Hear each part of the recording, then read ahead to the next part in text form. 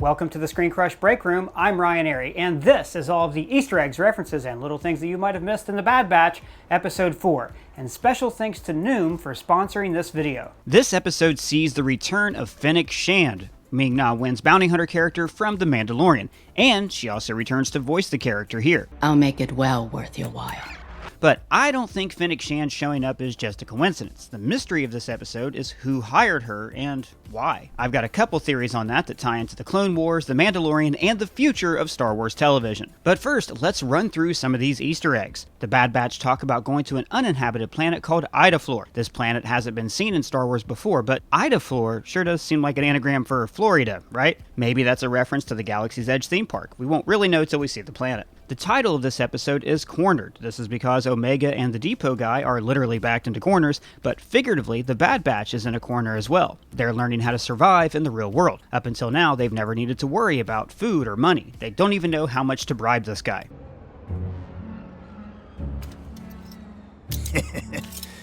Pleasure doing business with you.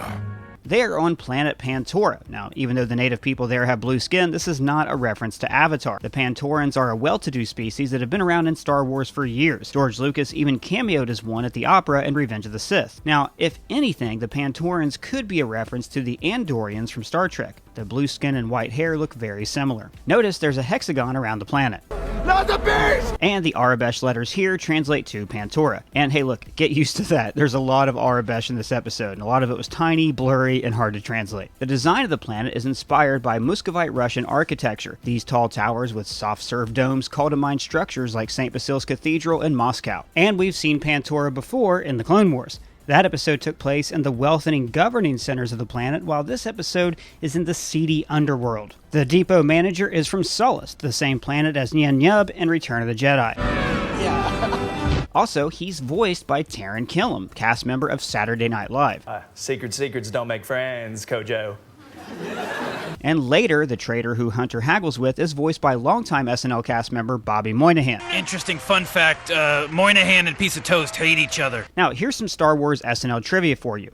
Yes, Horatio Sands was in The Mandalorian, but Bill Hader also provided some of the voice work for BB-8, along with Ben Schwartz. And by the way, if you haven't seen Bill Hader's Star Wars impressions, you should really check them out. They're great.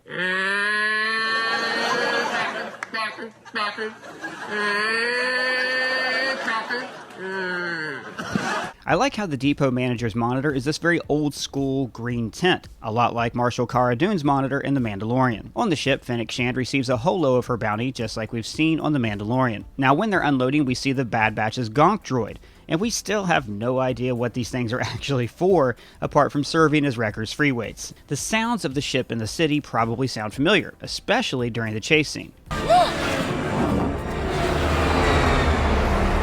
Most, if not all of these sounds are taken from the Coruscant chase scene in Attack of the Clones. There were so many examples of this that you could really play any random part of the chase and find a match from this sequence. How about when Fennic Shand straight up commits cop murder? One symbol you see all over the place is this stained glass crest, which is probably the symbol of Pantora. This sign reads Party Food and Hot and Spicy Rancor. The Rancor is, of course, the monster that Jabba kept around to eat slaves that Malakili got really attached to. And there's actually a drink at Galaxy's Edge that's served with Rancor bone. Guys, look, I really want to go to Galaxy's Edge. I want to go to there. So what's up? You guys do anything this weekend?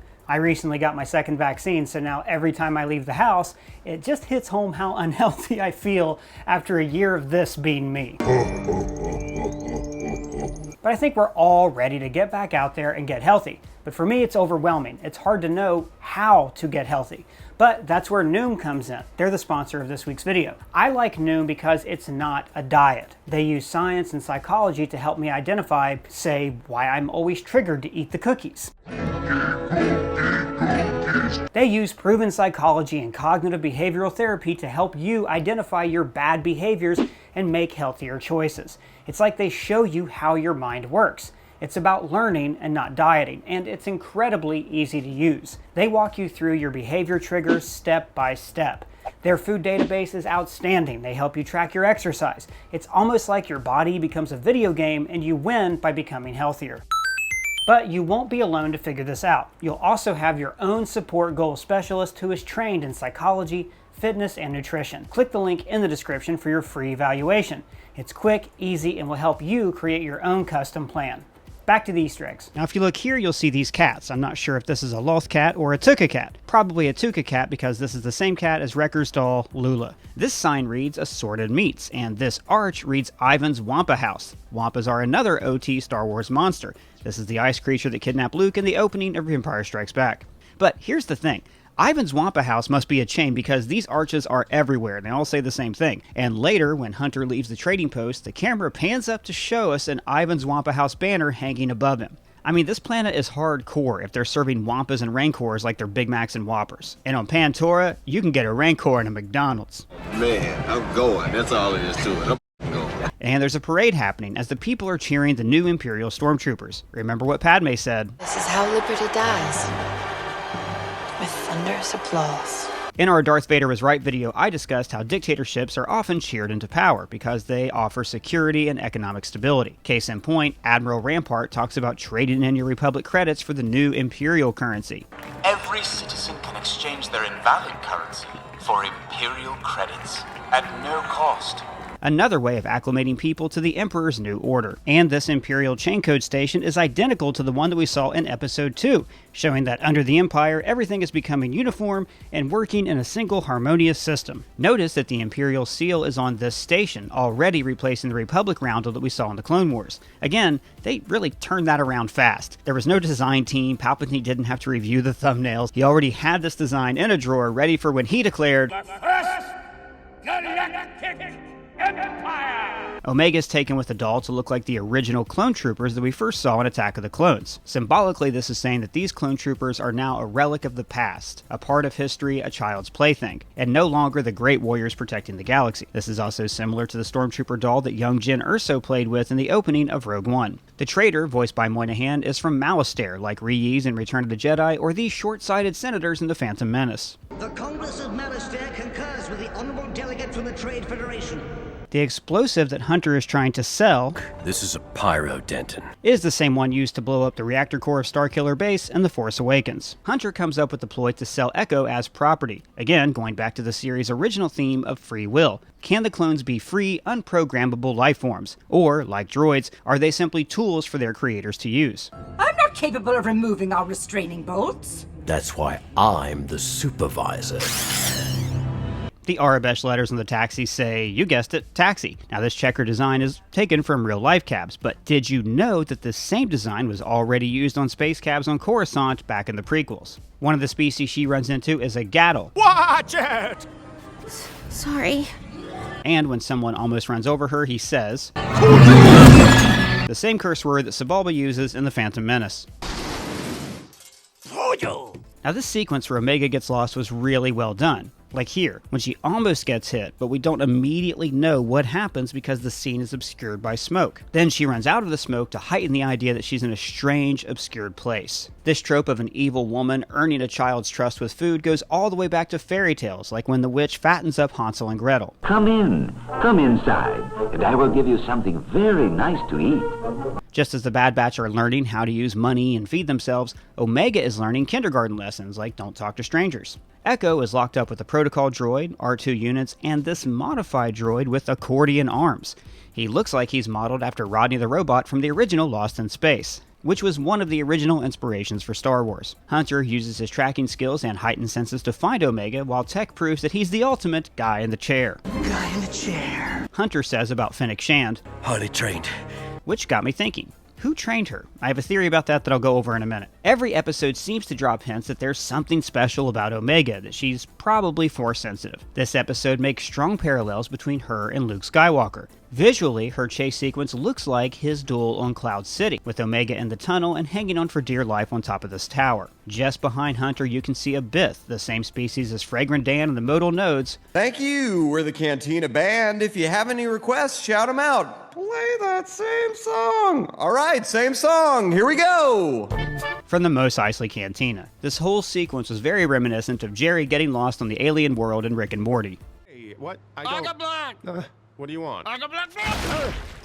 And of course, the beggar he runs by is a future leader of the rebellion. This is your mom. The security cameras watching Omega are very similar to the ones that we saw in the Death Star in A New Hope. Now this is really hitting home the idea that while the Empire is being cheered now, this is actually a police state, and the people are always under surveillance. Case in point, this sign says Authority Pantoran Police. This one says Delicious Steaks, and this one says Gyros. So these people are very into police, security, and meat snacks. This guy chilling out to his tunes is an Aqualish like Ponda Baba in A New Hope. He doesn't like you.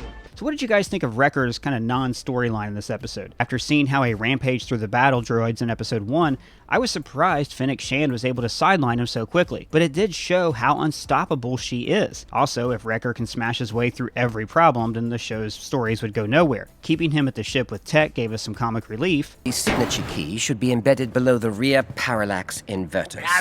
Just tell me what to rip out. And meant that Echo and Hunter were forced to improvise and pretend that he was a droid, whereas Wrecker probably just would have robbed this trading post. Now, the big question, who was Fennic Shand working for? Yes, the Kaminoans put out the bounty on Omega, but they wouldn't work with bounty hunters directly. They hire outside organizations. It's not slow at all, actually very busy. They just don't want to pay guild rates. And remember, Hunter said that she was highly trained.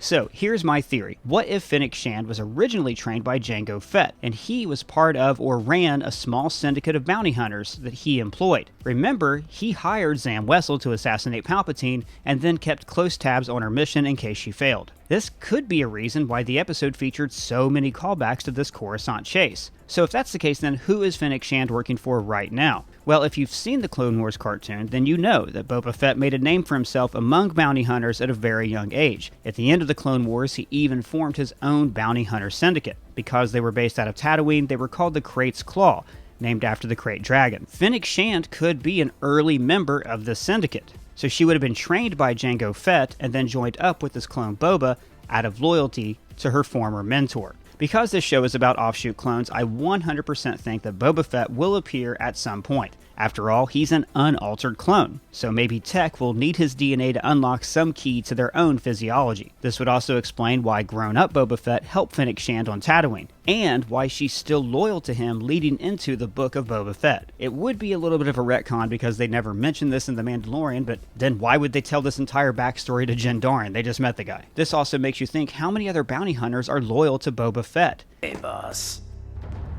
When he takes over running Jabba's empire, is he already going to have a network of total badasses that will do his will unquestionably throughout the galaxy? Well, that's all the Easter eggs that I found, but if you found any, let me know in the comments below or at me on Twitter. And if it's your first time here, please subscribe. For ScreenCrush, I'm Ryan Arey.